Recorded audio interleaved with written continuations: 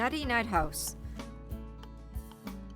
Customers remember the tiny downtown storefront at 285 Front Street for many reasons, but especially for the delicious aroma of roasting nuts and caramel corn.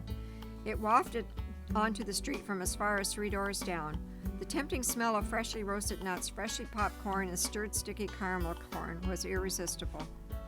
Irene Roloff Drew was known as one of their favorite customers, and she came into the store for a 5 or 10 cent paper bag of peanuts every week. She would stop and visit for a bit with the owners before heading back to Roloff's, her own Front Street store. Jerry O'Connor was another longtime customer and friend who stopped in for freshly roasted cashews twice a week.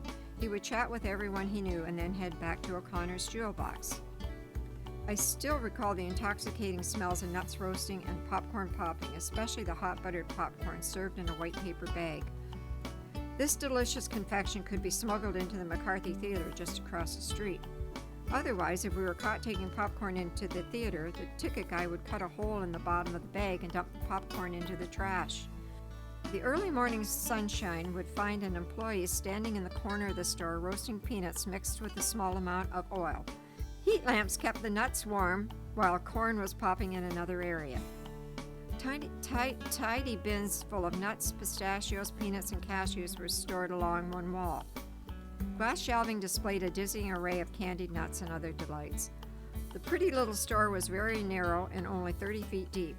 The inside and outside of the store were painted white and looked scrubbed clean at all times. It was beautifully decorated for the Christmas season with boughs of evergreen and sprigs of holly and mistletoe everywhere. The sweet smell of warm apple cider and the sound of Christmas carols through the open doorway had customers lined up to enter. It was a favorite spot for carolers to gather, and the owners welcomed them with open arms. Quote from Jerry O'Connor when asked if he knew where the nuts came from: "I know where they went, in my stomach, but I do not know from whence they came."